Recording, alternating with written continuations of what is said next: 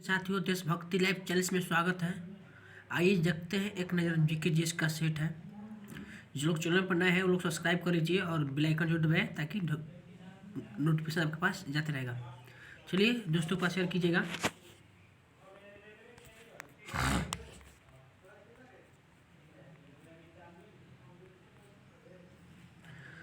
किसी देश का जनसंख्या उस देश के आर्थिक विकास का साथ क्या संबंध होता है? जनसंख्या अधिक होने पर आर्थिक विकास पर कोई फर्क नहीं पड़ता है।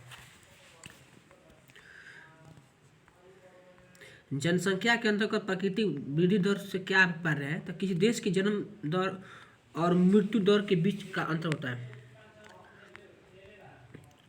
निम्नलिखित में उद्योगों में सनराइज उद्योग कहा जाता है तो क्या सूचना प्रौद्योगिकी उद्योग कहा जाता है, और शिक्षा का सभी उद्योग और चिकित्सक उद्योग होता है। लोहा इस्पात उद्योग में कच्चे माल के रूप में प्रयुक्त होते हैं क्या? तो लौह अयस्क, कोयला और चूना पत्थर।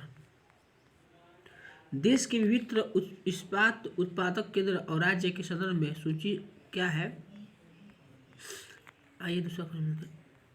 भारत में सर्वप्रथम लोहा इस्पात कारखाना कहाँ स्थापित किया गया था? झारखंड में। देश का प्रथम वस्त्र उद्योग कहाँ पर स्थापित किया गया था? तो कोलकाता में। निम्न में से किसे भारत का मैनचेस्टर कहा जाता है? तो अहमदाबाद को। निम्न में कौन सा शहर जापान का मैनचेस्टर कहा जाता है? तो ओसाका को। भारत का मैनचेस्टर कहता है तो अहमदाबाद। भारत का शहर का जापान का मैनचेस्टर कही तो ओसाका। भोपाल औद्योगिक दुर्घटना कब हुआ था? तो दिसंबर 1984 में।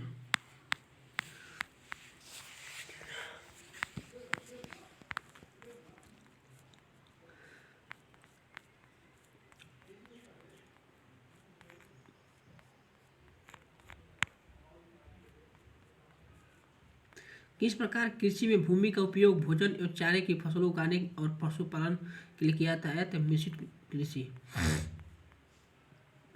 धान चावल की कृषि संबंधित नीचे दिए गए कौन सा सत्य है? भारत का चावल उत्पादन में विश्व का प्रथम स्थान नहीं, इसका चौथा स्थान है। निम्नलिखित में कौन सा मृदा गेहूं की कृषि के लिए सबसे उपयुक्त है? तो दोमट मृदा।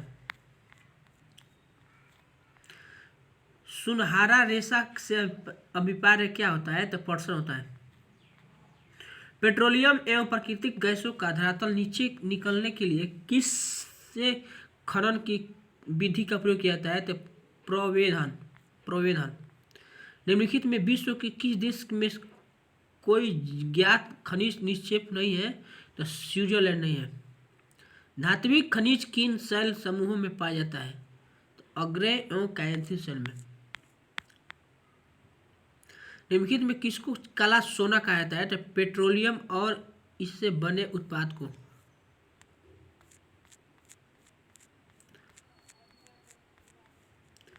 भारत में भूतापीय ऊर्जा संयंत्र कहाँ स्थापित है? तो लद्दाख और हिमाचल प्रदेश में। निम्नलिखित में कौन से विधि तीव्र ढालों मृदा अपरदन को रोकने के लिए सबसे उपयुक्त है? तो वेदिका फार्म। पहाड़ी ढालों पर मृदा अपरदन को रोकने के लिए निम्न में से कौन सी विधि सबसे उपयुक्त है? तो समुच्चयरेखीय जुताई। गिद्धों के लुप्त होने का सबसे प्रमुख कारण क्या है? तो डिक्लोफेनिक एस्पिरिन जैसी कीटनाशक दवा।